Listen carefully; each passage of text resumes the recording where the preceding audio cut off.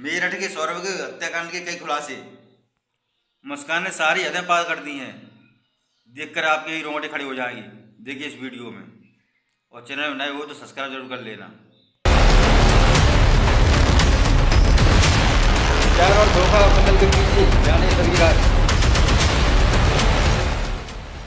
प्यार, धोखा और कत्ल के पीछे मुस्कान की खौफनाक और फुल प्रूफ प्लानिंग। मुस्कान को मिला साहिल का साथ, कत्ल किया, फिर सौरभ के सिर और हाथ के साथ गुजारी रात। 3 मार्च की रात क्या क्या हुआ, सौरभ के साथ दरिंदगी की पूरी कहानी। अपनी नापाक मोहब्बत की राह में रोड़े बने सौरभ को हटाने के लिए मुस्कान ने पिछले साल नवंबर में ही फुल प्रूफ प्लान बना लिया था।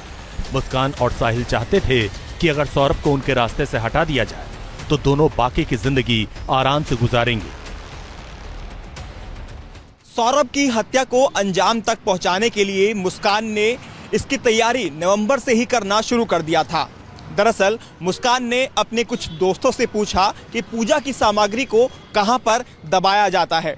इसके साथ ही मुस्कान ने अपने कुछ और दोस्तों से ये भी पूछा कि जानवर के मरने के बाद उसे कहां पर दबाया जाता है।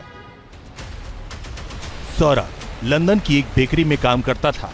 सौरभ को अपना पासपोर्ट रिन्यू कराना था। 28 फरवरी को बेटी का बर्थडे भी था। सौरभ 24 फरवरी को मेरठ पहुंचा था।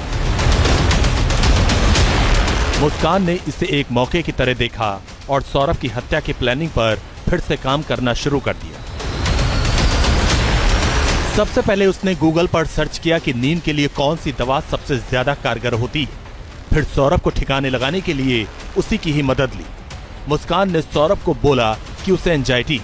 फिर सौरभ को लेकर मुस्कान डॉक्टर के पास पहुंची। डॉक्टर से झूठ बोलकर उसने पर्ची लिखवा ली। फिर खुद ही पर्ची पर नींद की गोलियां लिख दी।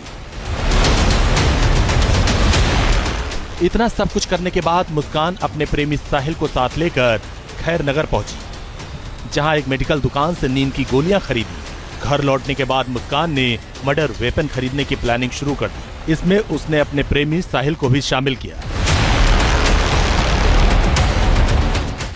मुस्कान और साहिल शारदा रोड पहुंचे। एक चिकन दुकान से 800 रुपए के 2 चाकू खरीदे।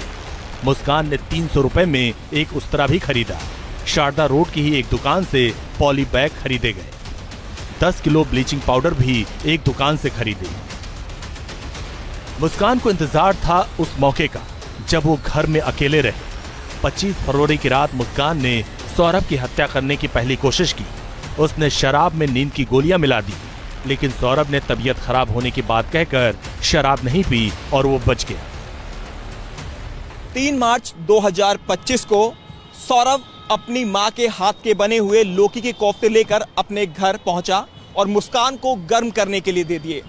इस बात का फायदा उठाते हुए मुस्कान ने जब कोफ्तों को गर्म किया तो उसी में नशीली गोलियां मिला दी, जिसके बाद डिनर करने के दौरान सौरभ खाना खाकर बेसुध हो गया।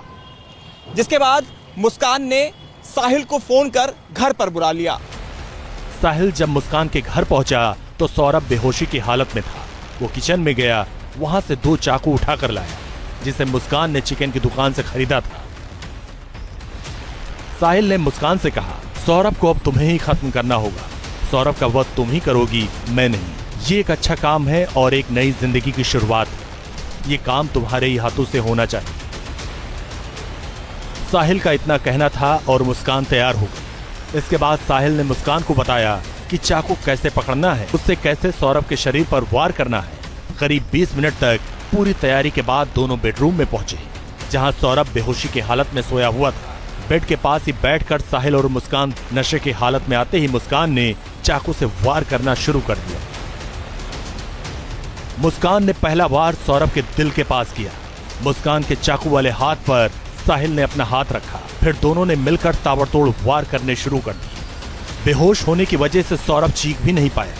जब दोनों को लगा कि सौरभ की मौत हो चुकी है, तब मुस्कान ने सौरभ के पैर और साहिल ने सौरभ के हाथ पकड़े और उसे उठाकर बाथरूम में लेकर गए।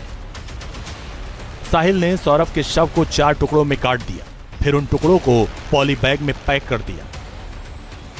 उन्होंने मिलकर बेडरूम और बाथरूम की सफाई की।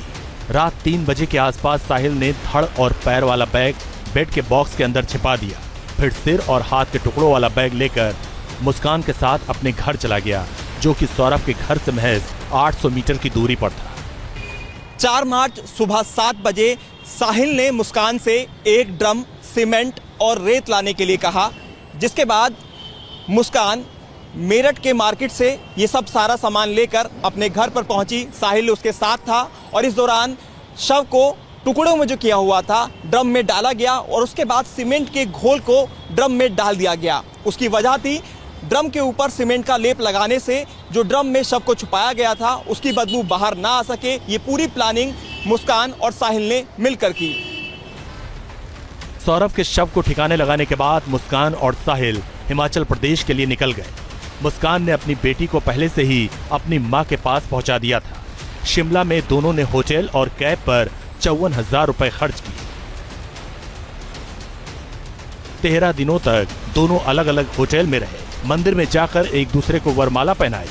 मुस्कान अपने साथ सौरभ का फोन भी ले गई थी। इस दौरान वो कॉल रिसीव नहीं करती थी, लेकिन व्हाट्सएप पर टेक्स्ट मैसेज का जवाब जरूर देती थी। एक मैसेज में लिखती है, मैं पार्टी में हूं, यहाँ बहुत शोर है, बात नहीं हो पाएगी। सौरभ के परिवार वालों को भी मुस्कान ने व्हाट्सएप पर मैसेज भेजा और बताया कि वो शिमला में मुस्कान के साथ है। इस दौरान सौरभ की बहन ने उसे कई बार मैसेज के जरिए बात भी की। 6 मार्च को सौरभ की बहन चिंकी ने पूछा, वो कहाँ है? सौरभ के मोबाइल पर मुस्कान ने जवाब दिया, मैं बाहर हूँ, होली के बाद आऊंगा। 8 मार्च को चिंकी ने फिर मैसेज किया, वो अपनी बेटी को अपने साथ क्यों नहीं ले गया? उधर से जवाब आया, वहाँ का तापमान -10 डिग्री सेल्सियस है, यहाँ आती तो बीमार हो जाती। 13 मार्च को चिंकी के मोबाइल पर होलिका दहन का शुभकामना संदेश मिला। 15 मार्च को चिंकी ने पूछा कि सौरभ तुम कब लौटोगे? जवाब मिला कि उसने एक पार्टी की योजना बनाई है, पता नहीं वो कब तक लौट पाएगा।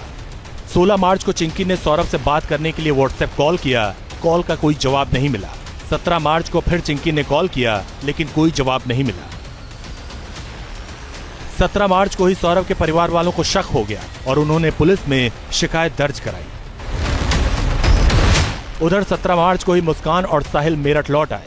अगले दिन मुस्कान अपनी मां के घर पहुंच गई। मुस्कान की मां ने पूछा कि सौरभ कहां है। इस पर मुस्कान ने बताया कि सौरभ को उसके घर वालों ने मार दिया।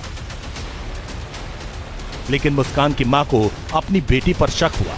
उन्होंने सख्ती से पूछताछ की तो मुस्कान ने सारा सच उगल दिया। इसके बाद मुस्कान ने इसकी जानकारी अपने पिता को दी। पिता ने ये जानकारी ब्रह्मपुरी थाने की पुलिस को दी। 18 मार्च को पुलिस ने मुस्कान और साहिल को गिरफ्तार कर लिया और उनकी निशानदेही पर ड्रम से शव के टुकड़े को बरामद कर लिया। अगर आप लोगों को वीडियो अच्छा लगा हो तो लाइक कमेंट शेयर और सब्सक्राइब जरूर कर लेना। ओके, धन्यवाद। जय हिंद, जय भारत।